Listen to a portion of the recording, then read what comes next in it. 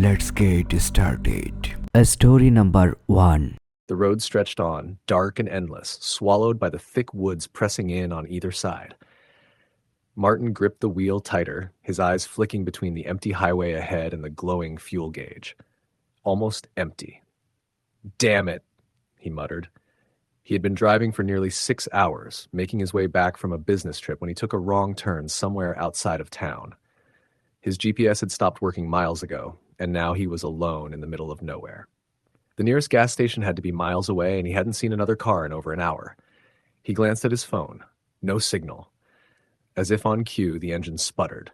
The car lurched forward once, twice, then died. Martin exhaled sharply and banged his fists on the steering wheel. Great, just great. He flipped on the hazard lights and stepped out, cold air wrapping around him like a damp shroud. The trees rustled gently in the wind, their bare branches twisting against the night sky. He peered down the road. It stretched on endlessly, disappearing into the darkness. Ahead, maybe a quarter-mile away, he spotted something. A small flickering light. A house? A gas station? He didn't have many options. Locking his car, he set off toward the light. His footsteps echoed in the quiet night. The only other sound was the faint chirping of crickets and the occasional whisper of wind through the trees. The air smelled of damp earth and decaying leaves. After walking for what felt longer than it should have, he reached the source of the light. A house. It sat on the side of the road, old and worn, its wooden siding weathered by time. A single lantern hung on the porch, flickering weakly. No cars were parked outside. No signs of life. Martin hesitated. Something about the house felt off. Maybe it was the way the trees seemed to bend toward it as if drawn in by some unseen force. Maybe it was the overwhelming silence. Still, he had no choice. He needed help. He climbed the creaking steps and knocked on the door. No answer. He knocked again, louder this time. Nothing. Reaching for his phone, he checked again. Still no signal. With a sigh, he pressed his ear to the door. Silence. Then, a sound. A faint shuffling from somewhere inside. His heart jumped. Someone was home. "Hello?" he called. "My car broke down and I need help." Silence. Then, very slowly, the door creaked open.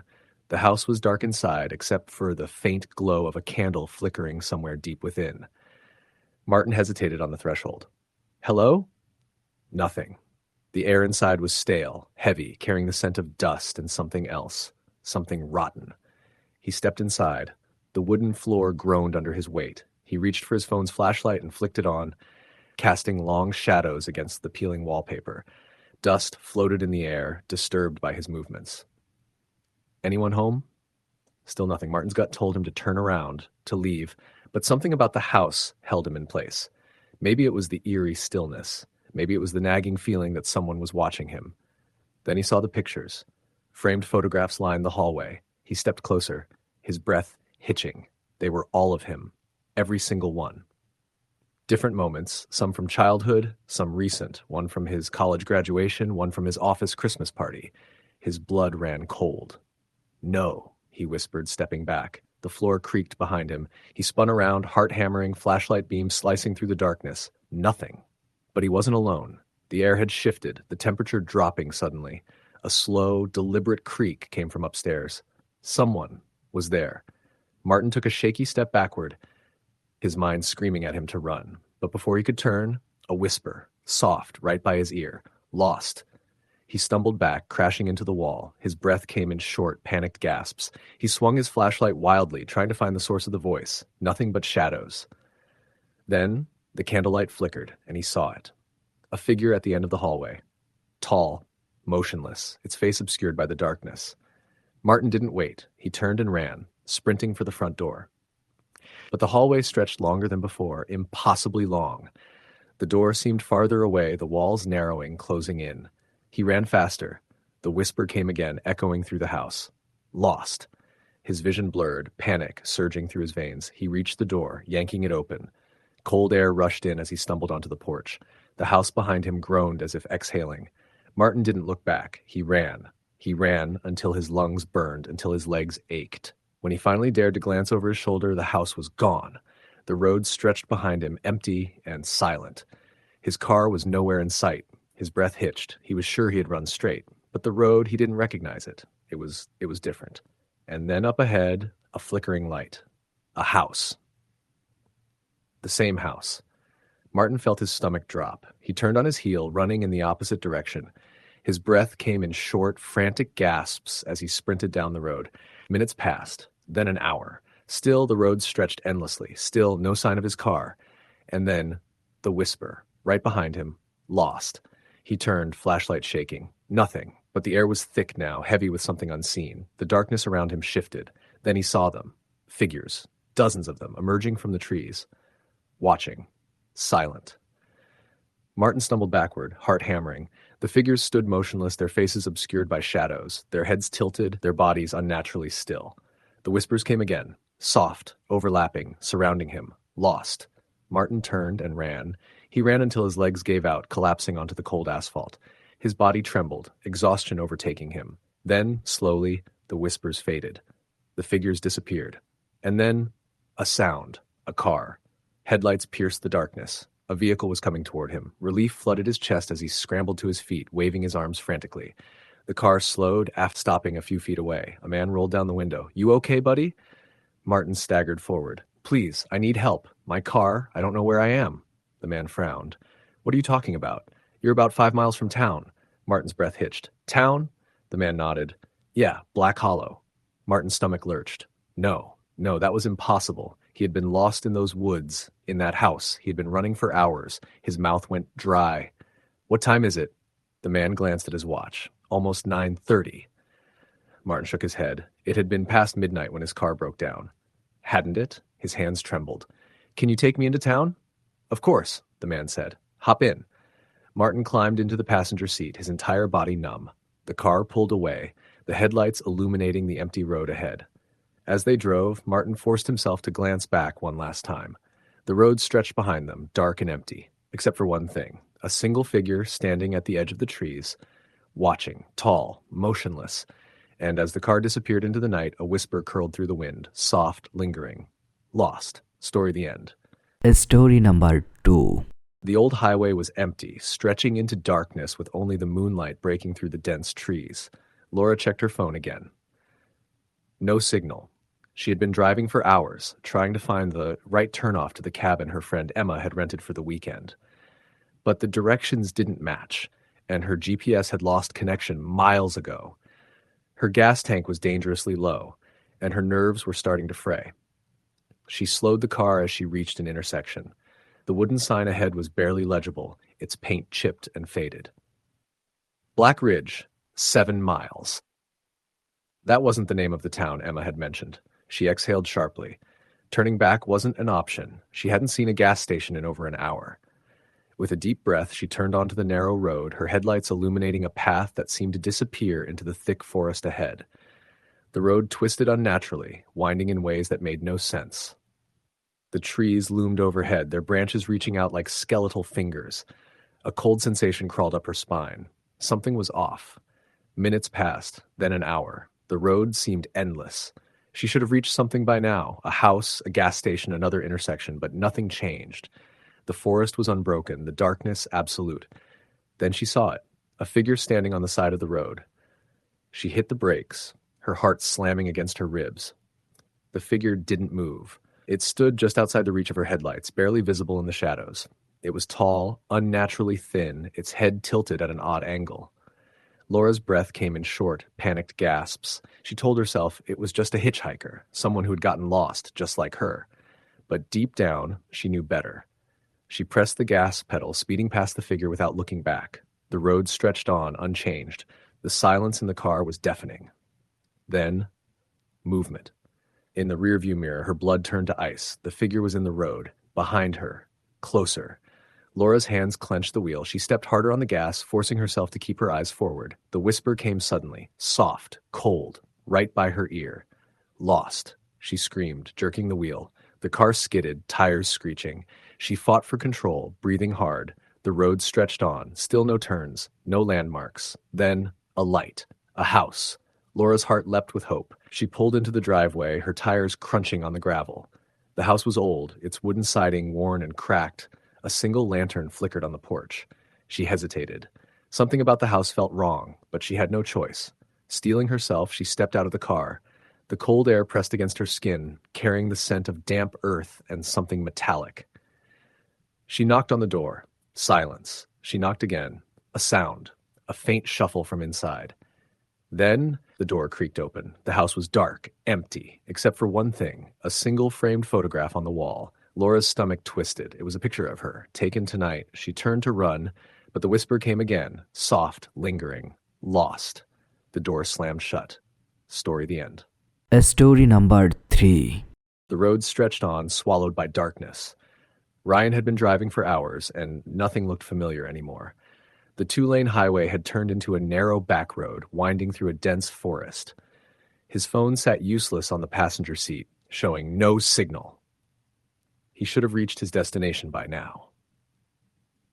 His friend Kevin's cabin was supposed to be just off the highway, but the directions Kevin had texted didn't match the road he was on. A sinking feeling settled in his stomach. His gas gauge was low. The thought of breaking down out here, alone in the middle of the night, made his pulse quicken. Up ahead, his headlights caught something, an old wooden sign on the side of the road. Black Hollow, 5 miles. That wasn't the name of Kevin's town. Ryan exhaled sharply. Maybe there'd be a gas station ahead, or a place with Wi-Fi where he could get his bearings. The road twisted sharply. The trees felt closer now, their gnarled branches reaching out like skeletal hands. Then, movement.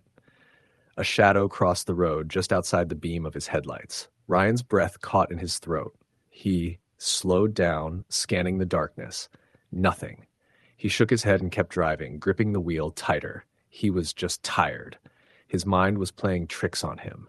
The further he drove, the quieter everything became. Even his car's engine sounded muffled, like the night was swallowing the sound. Then, a figure on the side of the road. Ryan's heart jumped. It was a man, standing completely still, just beyond the reach of his headlights. His clothes were old, tattered. His head was tilted at an unnatural angle. Ryan's foot hovered over the brake, instinct telling him to stop. But something was wrong. The man didn't move, didn't wave for help. Ryan swallowed hard and pressed the gas pedal. As he passed, he turned his head slightly. The man was gone. Ryan's stomach clenched. He was losing it. That was the only explanation. He forced himself to focus on the road, but his hands were sweating against the wheel. Then out of the corner of his eye, the man was in his rearview mirror. Closer. Ryan's pulse pounded. He slammed his foot on the gas, pushing the speedometer higher. The trees blurred past. The road twisted violently. His headlights flickered. Then, a house. It appeared suddenly, sitting just off the road, its windows glowing with warm, vague golden light.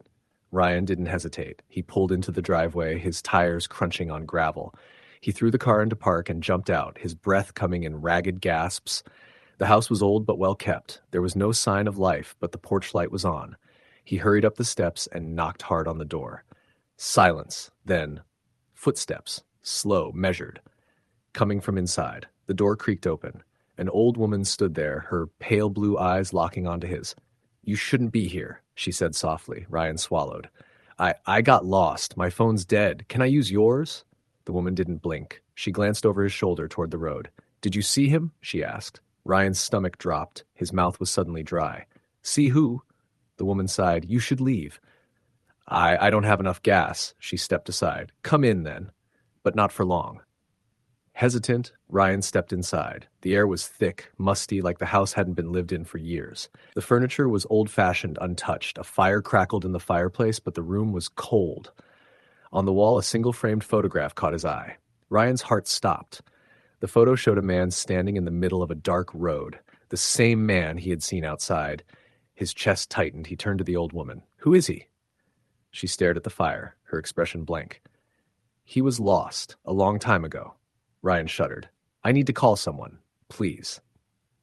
She pointed to an old rotary phone on the wall. Ryan rushed to it, his hands shaking. He picked up the receiver. No dial tone. The whisper came then, soft, right behind him. "Lost." Ryan spun around. The old woman was gone. The house was silent. The fire in the hearth was dead. The furniture was covered in dust. It was like no one had lived here in years. Then the front door creaked open. A rush of cold air filled the room. Ryan's breath came in quick gasps. The road outside was different now, twisting, endless, and standing at the end of the driveway, the man, closer than before. waiting. Ryan didn't think. He ran. He bolted for his car, yanking the door open. He fumbled for the keys, heart pounding. The engine roared to life, and he floored it, tires screeching against the gravel. He didn't look back. The road stretched on. But no matter how far he drove, the trees never changed. The fog thickened, swallowing everything. Then, a head in his headlights. A gas station. His chest ached with relief. He pulled in and jumped out, rushing toward the entrance. The neon open sign flickered above the door. Inside, the place was empty. The rows of shelves were covered in dust. The air was thick and stale. His stomach twisted. Then, on the counter, he saw it. An old Polaroid photograph. His hands shook as he picked it up. It was a picture of him, standing in the middle of a dark road. Ryan's breath shuddered. Behind him, the whisper came one last time. Lost. Story the end. Story number 4. The gas station was supposed to be right off the highway, but it was nowhere in sight. Tom gripped the wheel tighter, his knuckles turning white. His headlights barely cut through the thick fog rolling in from the forest on either side of the narrow road. He had followed the exit signs correctly. He was sure of it. His phone sat uselessly on the passenger seat, showing no signal in the corner. He had lost service 10 miles back, and his gas gauge was dangerously low. Great, he muttered, scanning the roadside for any sign of a turnoff. The road seemed to stretch endlessly. The further he drove, the more uncertain he became. Had he already passed the gas station? Was he going in circles? Then he saw it. A small, dimly lit gas station appeared on the right, barely visible through the fog. It looked old, almost abandoned, but the lights inside were on. Tom pulled in, the tires crunching against the gravel. He killed the engine and stepped out, the cold night air biting at his skin. The place was eerily quiet. The neon open sign flickered weakly, casting a dull red glow. The single pump looked ancient, rust creeping along its edges. He pushed open the glass door. A bell jingled, the sound unnaturally loud. Inside, the place was empty. No cashier, no customers, just rows of dusty shelves filled with outdated snacks and faded magazines. "Hello?" Tom called, stepping toward the counter. No response. His eyes scanned the room. There was an old security camera mounted in the corner, its red light blinking. Someone had to be here. He leaned over the counter and knocked. "Hey, anyone working?" Still nothing. A faint unease crawled up his spine. Then, from the back of the store, he heard it. A whisper. Low. Indistinct. Tom turned sharply, his pulse quickening. "Hello?" Silence. He exhaled slowly. Maybe it was just the wind outside. He turned back to the counter and his breath caught in his throat. The cash register was open, and next to it, lying on the counter, was an old Polaroid photograph. Tom frowned, picking it up. His blood ran cold. It was a picture of him, taken tonight. His car was visible in the background, parked exactly where he had left it outside. A chill settled in his bones. He dropped the photo and turned for the door. He needed to get out of here. But then, the whisper came again, closer, right behind him. Tom spun around, his heart hammering. The store was empty. The rows of shelves stretched into darkness, the overhead light flickering. Something about the space felt wrong, like it was pressing in on him. The air had turned heavy, thick with something unseen. He took a slow step back toward the door. The bell jingled, but he hadn't touched it. His breath hitched. He turned his head just enough to see his reflection in the glass door. And behind him, a figure stood in the aisle, motionless, watching. Tom bolted. He crashed through the door and stumbled onto the gravel, gasping for breath. He yanked open his car door, jumped in, and fumbled for the keys. The engine roared to life, and he peeled out of the lot, his tires kicking up dust. He didn't look back. The road stretched ahead, empty and endless. His hands trembled on the wheel, his pulse still racing. He needed to find his way back to the highway. He needed to get away from that place.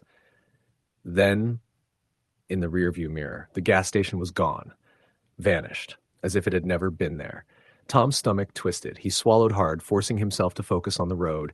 His headlights cut through the thickening fog. He had to keep driving. But then his breath caught in his throat.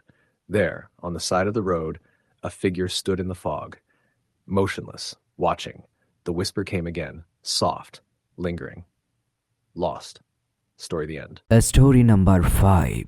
The highway stretched before Daniel like an endless black ribbon, winding through dense forest on either side.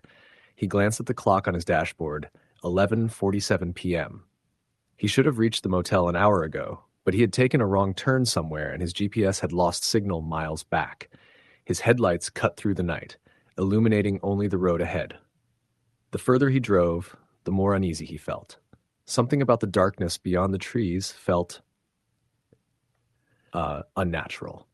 A sign appeared on the side of the road, its paint faded and peeling. Hollow Creek, 10 miles. That wasn't the town he was heading to. Daniel sighed, rubbing a hand over his tired face. He couldn't afford to keep driving aimlessly. With no signal, he had no choice but to keep going and hope he found a gas station or a place to ask for directions. The road narrowed, the trees closing in. He adjusted his grip on the wheel. His fuel gauge was dangerously low. If he didn't find a town soon, he'd be stranded. Minutes passed, then an hour. Something was wrong. The road should have led somewhere by now, but it felt like he was driving in circles. Every mile looked the same. Tall, dark trees, an endless black highway. His fingers drummed against the wheel, anxiety creeping in. Then, in the distance, he saw something. A figure standing on the side of the road. Daniel's pulse spiked. The person didn't move. They stood still, facing away from the road, heads slightly tilted. As he approached, his headlights washed over them. A woman in a pale dress, barefoot, her long dark hair matted and tangled. Daniel slowed the car, hesitating. Was she hurt? Lost? He pulled to a stop a few feet away and rolled down his window. Hey, do you need help? The woman didn't move. He felt a cold chill creep up his spine. Something about her posture was wrong. Her shoulders were too stiff. Her head was tilted at an unnatural angle. He swallowed hard. Miss, are you okay? Slowly, the woman turned her head. Daniel's breath caught. Her face was pale, eyes hollow, mouth slightly open as if frozen in a silent scream. Then, she took a step toward him. Daniel's instincts screamed at him to drive. His foot slammed onto the gas pedal, tires screeching as the car lurched forward. He didn't look back. His hands trembled on the wheel, breath coming in short gasps. What the hell was that? The road stretched on, unchanged. His headlights barely cut through the oppressive darkness, pressing in on all sides. Then, movement. In his rearview mirror, his stomach dropped. The woman was standing in the middle of the road, closer than before. His grip tightened on the wheel. Knuckles white, he pressed harder on the gas. The speedometer climbed. The road twisted sharply, forcing him to slow. Then, a house. It appeared out of nowhere, sitting just off the road. Warm light glowed from inside. Relief flooded through him. He pulled into the driveway, his tires crunching on the gravel. The house looked old, but lived in. There had to be a phone inside. Daniel shut off the engine and stepped out, the cold night air wrapping around him. He hurried up the porch steps and knocked on the door. Silence. He knocked again. Footsteps creaked inside. His chest tightened. The door opened. An old man stood there, his wrinkled face partially hidden in shadow. His eyes, pale and glassy, locked onto Daniel. You shouldn't be here, the man said. His voice was hoarse, barely above a whisper. Daniel hesitated. My car. I got lost. I just need directions. Maybe a phone? The old man didn't move. Please, Daniel tried again. The man's gaze flickered past him toward the road. His face paled. You need to leave. Now. Daniel frowned. What? Why? The man stepped back, his expression unreadable. Because she followed you. A chill spread through Daniel's veins. Then, a whisper, right behind him. Lost. His body went rigid. Slowly, he turned his head. She was there. Standing at the bottom of the porch steps. Daniel's blood turned to ice. Her hollow eyes locked onto his. Her lips moved, but no sound came. The air around him grew heavy, thick with something unseen. The old man yanked Daniel inside and slammed the door. The house groaned as if exhaling. Don't look at her, the man muttered, locking the door. Daniel's pulse pounded in his ears. What the hell is going on? The old man turned to him, face grim. She was lost once, just like you. Now she waits for others who wander too far. A shiver crawled down Daniel's spine. What happens if she... The old man cut him off. You don't want to know. Silence settled between them. Then, the doorknob rattled. Daniel's breath hitched. A slow, deliberate creak echoed through the house. She was still there, waiting. The old man exhaled shakily. She won't leave until you do. Daniel's throat went dry. But if I go out there, you have to find your way back, before it's too late. Daniel's mind raced. Too late? The man's expression darkened. Before she makes you one of them. Daniel's stomach twisted. He turned to the window, his breath fogging up the glass. The road outside was different now. Darker. twisting in ways that made no sense. And then more figures appeared, standing along the road, silent, watching, all of them lost, waiting. Daniel's breath shuddered. He turned back to the old man, his voice barely above a whisper. "How do I leave?" The old man met his gaze. "You have to find the road that brought you here." Daniel swallowed hard. He had been driving for hours, hadn't he? His thoughts felt tangled, his memories distorted. The doorknob rattled again. This time it turned. The door creaked open. Cold air rushed inside. And then, a whisper. Soft, lingering, story the end.